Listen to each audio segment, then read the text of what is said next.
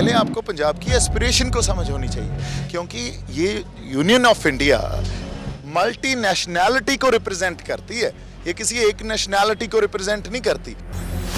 ये जो सारी नेशनल पार्टीज़ हैं वो हमारे एसेट्स मैनेजमेंट की बात नहीं कर रहा है, हमारे रिसोर्स मैनेजमेंट की बात नहीं कर रहा है। They are talking about employment, how are they going to generate employment, nobody has a blueprint, only a promise. अगर सब कुछ ही कमर्शलाइज हो गया और कैपिटलिज्म इस तरह हावी हो रहा है हमारे इस देश के समाज के ऊपर, तो बहुत देर नहीं है कि हमें ये भी नहीं पता रहेगा फैमिली इंस्टीट्यूट्स क्या होते हैं। पंजाब में ओवरऑल क्राइम भी इस देश के बाकी स्टेट्स के कंपैरेटिवली बहुत कम है। धान का कटोरा कहे जाने वाले पंजाब की धरती में जितनी तरह की फसलें उगती है, वहां की राजनीति में जो मुद्दे हैं वो भी उतनी ही तरह के हैं। हर एक प्रत्याशी जो है वो स्थानीय मुद्दे के बजाय आज खुद को पंजाब का पुत कहकर पेश कर रहा है।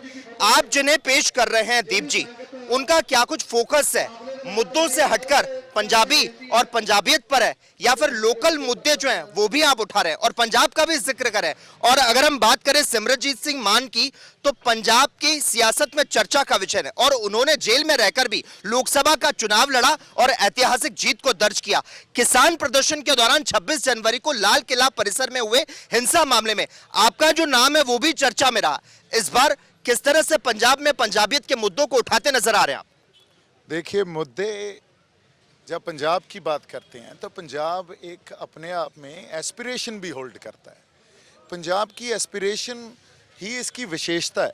अगर आप उस एस्पिरेशन को नहीं समझते, पंजाब के मुद्दे क्या होने चाहिए, पहले आपको पंजाब की एस्पिरेशन को समझ होनी चाहिए, क्योंकि ये union of India multi nationality को रिप्रेजेंट करती है, ये किसी एक नेशनैलिटी को रिप्रेजेंट नहीं करती। सो अगर मल्टी नेशनैलिटी की रिप्रेजेंटेशन है, दैट मीन्स पंजाब हो, महाराष्ट्र हो, हरियाणा हो, यूपी हो, गुजरात हो, या और हमारे जो स्टेट्स हैं वो हों, वो एक व्यापकता को रिप्रेजेंट करते हैं। वो व्यापकता जिसको हम डाइवर्सिटी बोलते हैं, अगर आप इन सब चीज़ों को एक्नॉलेज करना ही भूल गए, अगर आप आज ये भूल गए भी व्यापकता का इस यूनियन ऑफ इंडिया में क्या इम्पोर्टेंस है, अगर आप ये भूल गए भी मल्टी नेशनैलिटी की क्या इम्पोर्टेंस है, तो आप पंजाब के मुद्दे, पंजाब के इलेक्शंस में जो नैरेटिव एक बिरतांत जो एक क्रिएट होता है उसको कैसे समझ पाएंगे। सो प्रॉब्लम ये है, जो नेशनल पार्टीज जो हैं, बीजेपी हो, कांग्रेस हो, और आज की डेट में आम आदमी पार्टी का पंजाब में काफ़ी एक प्रभाव बन रहा है, ये सब पार्टीज़ पंजाब की एक विशेषता जिसको मैंने बोला भी हमारी एक नेशनैलिटी है उसको नहीं समझते, तो लोकल मुद्दों की बिल्कुल समझ ही नहीं रखेंगे।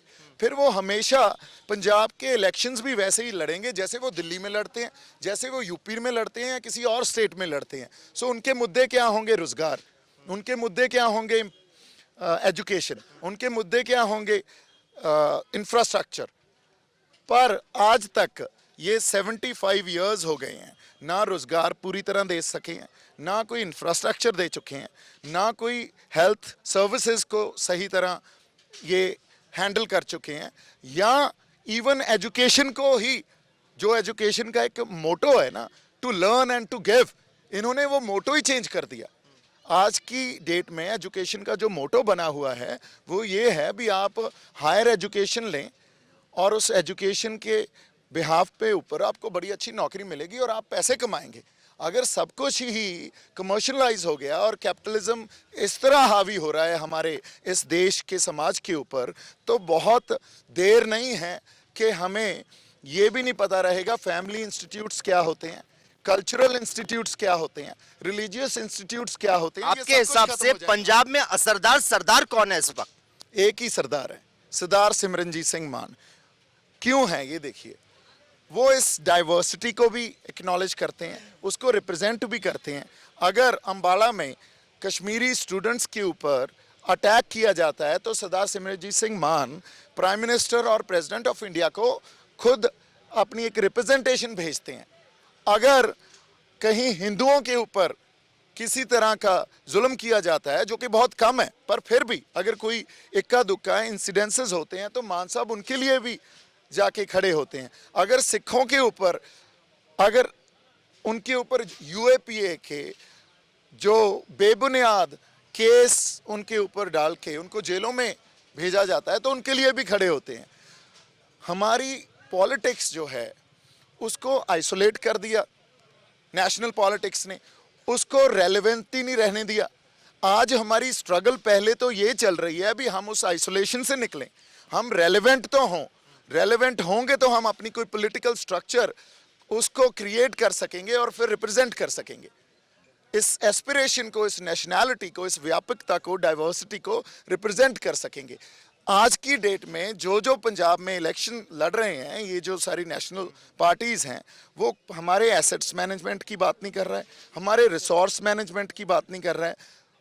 दे are talking about employment, how are they going to generate employment? Nobody has a blueprint, only a promise, and promise is that we will give employment. How do you give it? Is there a blueprint you have? Nothing. Education, that we will provide education. It's not about आप education provide करेंगे, उसका content बहुत matter करता है, किस तरह की education provide करेंगे वो मैटर करता है। अब नेशनल न्यूज़पेपर्स में जिस तरह के आर्टिकल्स लिखे जाते हैं वो ये एक माहौल क्रिएट करना होता है ना, तो वो आर्टिकल लिखेंगे कितने मैनिपुलेटिव होंगे।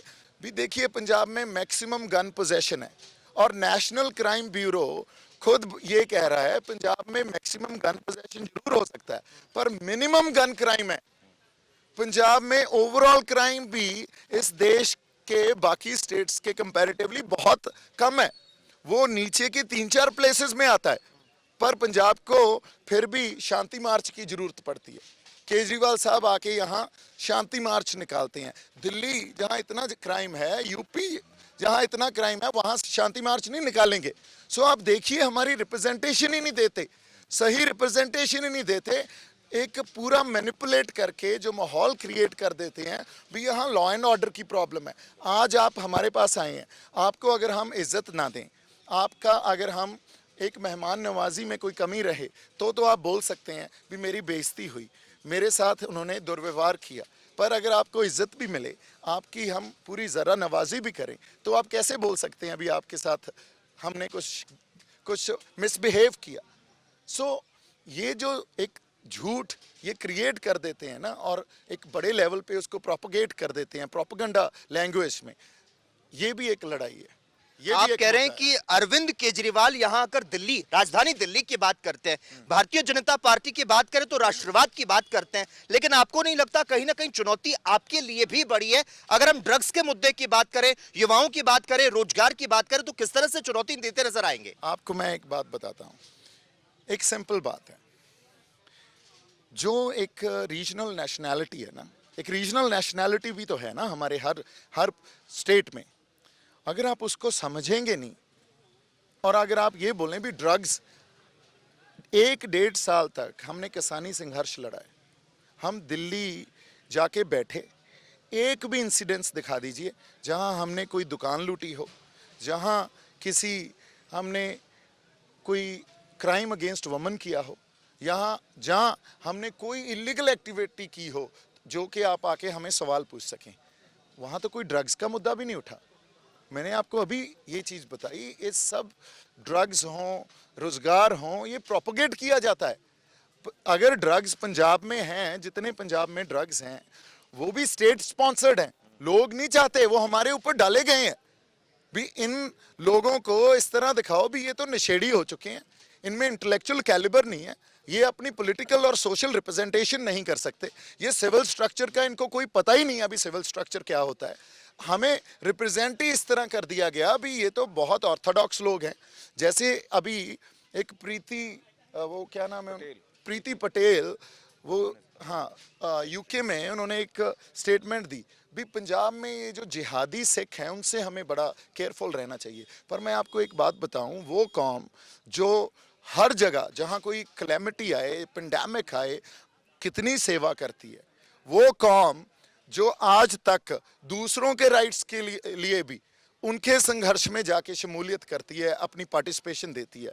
वो कौम जिसने देश को, जब देश अनाज के लिए, जहाँ फूड क्राइसिस था, फूड राइट्स होने लग गए थे, सारे देश को उन्होंने अनाज पैदा करके खिलाया, बशर्ते उनकी खुद की धरती लैंड कंटेमिनेटेड हो गई, वाटर कंटेमिनेशन आ गई। हमारा वाटर जो 10 फीट पे था वो 900 फीट पे चला गया है।